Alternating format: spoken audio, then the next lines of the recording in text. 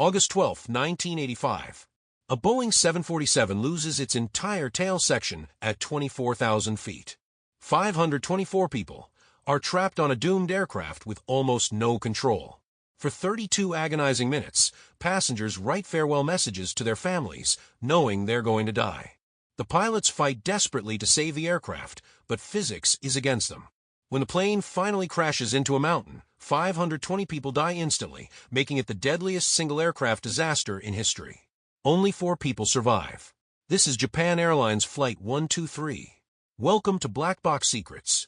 I'm your host, and today we're investigating the most catastrophic single aircraft accident ever recorded. This is a story about structural failure, human courage, and 32 minutes of terror that an entire nation watched unfold on radar. What makes this tragedy even more heartbreaking is that it could have been prevented, and some survivors might have been saved if rescue efforts had been faster. This is Japan Airlines Flight 123. Hit subscribe and turn on notifications because we're uncovering aviation's most devastating disasters every single week. August 12, 1985 was the height of summer vacation in Japan. Families were traveling, business people were heading home for the Obon holiday, a sacred time when Japanese people honor their ancestors. Japan Airlines Flight 123 was scheduled to operate a short 54-minute domestic flight from Tokyo's Haneda Airport to Osaka International Airport. The aircraft was a Boeing 747SR, specifically designed for high-frequency domestic routes with reinforced airframe for multiple daily takeoff and landing cycles. Registration J8119 had been in service for 7 years and had completed over 25,000 flights, far more than a typical 747. At the controls was Captain Masami Takahama, 49, an experienced pilot with over 12,000 flight hours. First Officer Yutaka Sasaki, 39, and Flight Engineer Hiroshi Fukuda, 46, completed the cockpit crew. 12 flight attendants prepared to serve what they expected would be a routine short flight. But this flight was anything but routine. Among the 509 passengers were famous celebrities, including Japanese singer Kyu Sakamoto, known for the international hit song, Sukiyaki. There were entire families traveling together, children excited for vacation, business people heading to meetings. The plane was nearly full, carrying 524 people total. At 6:12 p.m. local time, Flight 123 pushed back from the gate. The Boeing 747 taxied to the runway, received clearance, and lifted off into the evening sky. Tokyo disappeared behind them as they climbed toward their cruising altitude. In the cabin, passengers settled in, expecting to land in Osaka in less than an hour. 12 minutes later, their world would end. At 6:24 p.m., just 12 minutes after takeoff, as Flight 123 climbed through 24,000 feet, a massive explosive decompression occurred. Passengers heard a tremendous bang, described as sounding like a bomb. Oxygen masks dropped from the ceiling. A powerful wind rushed through the cabin. Debris flew through the air. People screamed. In the cockpit, the crew immediately knew something catastrophic had happened. Warning lights illuminated. The aircraft shuddered violently. Captain Takahama declared an emergency and requested an immediate return to Haneda Airport. What they didn't know yet was the horrifying extent of the damage. The entire aft pressure bulkhead, the rear dome that seals the pressurized cabin, had failed catastrophically. The explosive release of pressurized air had blown off the entire vertical stabilizer and severed all 4 hydraulic systems that controlled the aircraft's flight surfaces. The Boeing 747 had just lost its tail. The rudder was gone. Most of the elevators were gone. Hydraulic fluid was spraying into the air. And 524 people were trapped on an aircraft that was now barely controllable. Captain Takahama immediately recognized they had lost hydraulic control. He and First Officer Sasaki tried moving the control yoke. Minimal response. They tried the rudder pedals. Nothing. The aircraft began an uncommanded right turn and climb. Without the vertical stabilizer, the 747 was aerodynamically unstable. The crew discovered they had only one way to control the aircraft: differential thrust on the 4 engines. By adjusting power on the left and right engines, they could turn. By adjusting all engines together, they could climb or descend slightly. But it was crude, imprecise, and barely adequate. The aircraft began a series of uncontrolled oscillations called phugoid motion, climbing to 24,000 feet, then descending to 22,000 feet, over and over in a rhythmic cycle. The crew fought to stabilize it, but the aircraft resisted every input. Air traffic control cleared all airspace around Flight 123. They offered multiple airport options for emergency landing: Haneda, Yokoto Air Base, Nagoya. But the crew couldn't control the aircraft well enough to navigate to any of them. They were trapped in an uncontrollable spiral, slowly drifting northwest away from Tokyo, toward the mountains. In the cabin, passengers understood they were going to die. Flight attendants, despite their own terror, moved through the aisles instructing passengers on the brace position. But many passengers had already given up hope. They began writing farewell messages. A father wrote to his wife and children, "I am terribly sad. I don't want to die. I don't know what's going on. Please take good care of our children." A young woman wrote to her parents, "I'm scared. Forgive me for not being a good daughter." A businessman scribbled notes to his family, describing the situation, telling them he loved them, asking forgiveness for not being home more often. These messages, found later in the wreckage, are heartbreaking testimonies to those final 32 minutes of terror. Passengers knew, they understood, and they had time to think about it, to process their impending death, to say goodbye. In the cockpit, the crew never gave up. Captain Takahama, First Officer Sasaki, and Flight Engineer Fukuda worked frantically to regain control. They tried everything: different power settings, different engine combinations. They communicated constantly with each other, with air traffic control, with company operations. At one point, they managed to level the aircraft briefly. Hope surged. Maybe they could do this. Maybe they could land. But the aircraft resumed its oscillations, bucking and diving like a wild horse.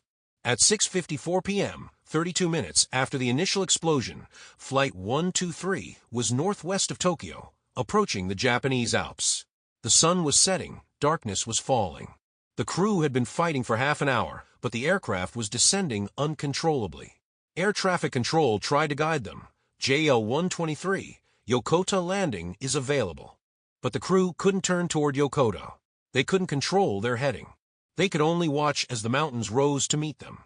At 6:56 p.m., the cockpit voice recorder captured the crew's final words. The ground proximity warning system began blaring. "Pull up. Pull up." Captain Takahama and First Officer Sasaki pulled back on the controls with all their strength, trying to lift the nose, trying to clear the mountain. Flight Engineer Fukuda increased power on all engines to maximum. For a brief moment, it looked like they might make it over the ridge. The nose lifted. The aircraft climbed slightly. But it wasn't enough. At 6:56 and 26 seconds p.m., Japan Airlines Flight 123 struck the ridge of Mount Takamagahara at over 300 knots. The impact was catastrophic.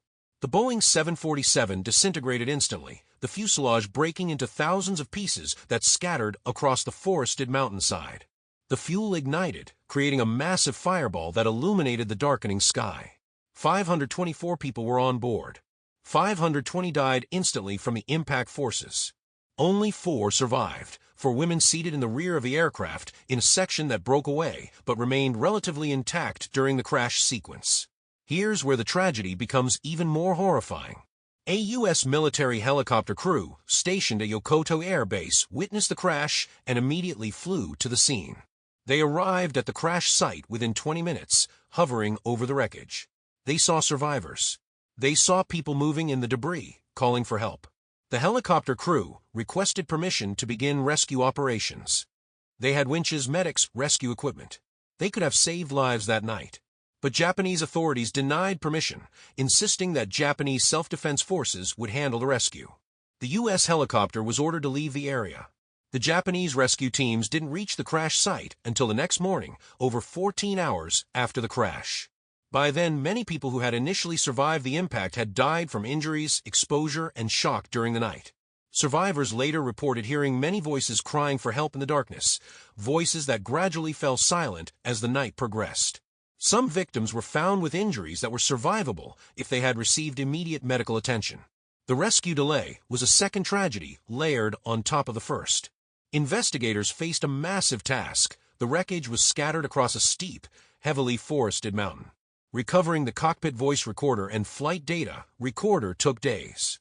Identifying the cause required examining thousands of pieces of debris.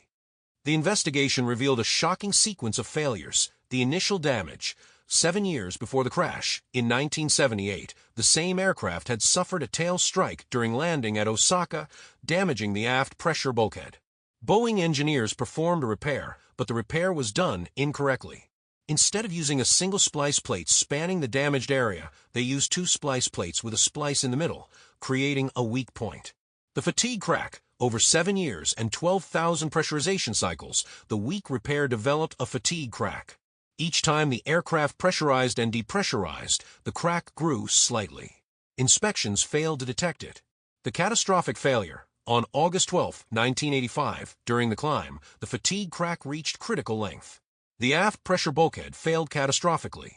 The sudden release of pressurized air into the unpressurized tail section created a massive pressure wave that blew off the vertical stabilizer and severed all hydraulic lines. Boeing's responsibility. The investigation concluded that Boeing's improper repair in 1978 was the direct cause of the accident. Boeing accepted responsibility and agreed to compensate victims' families. Japan Airlines responsibility. JAL was criticized for inadequate inspection procedures that failed to detect the growing crack. 520 people died in the crash of JAL Flight 123. It remains the deadliest single aircraft accident in history. Among the victims, singer Q Sakamoto, whose song Sukiyaki had top charts worldwide, entire families wiped out, including children as young as 2 years old. Business executives from major Japanese corporations, a group of Hanshin Tigers baseball fans heading to a game in Osaka. The 4 survivors, all women, all seated in the rear of the aircraft, suffered severe injuries but lived. Their survival was nothing short of miraculous, attributed to their seating position in a section that broke away but remained somewhat intact. The crash devastated Japan. It occurred during Obon, when families gathered to honor ancestors. Now, 520 new spirits joined those ancestors. The nation mourned collectively. Japan Airlines was forever changed. The airline's president resigned, taking responsibility in the traditional Japanese way.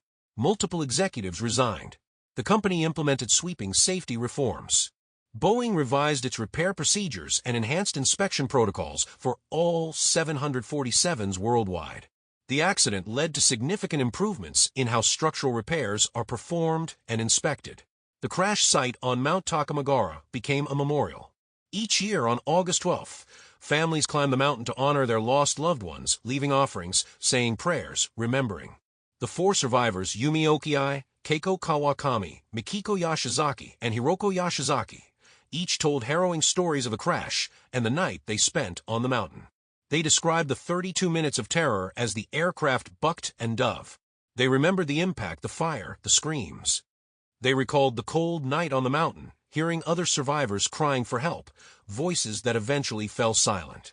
All suffered severe physical injuries and psychological trauma. But they survived against all odds, and their testimonies provided crucial information for the investigation. JAL 123 taught the aviation industry critical lessons. Structural repairs must be perfect. Improper repairs can have catastrophic consequences years later.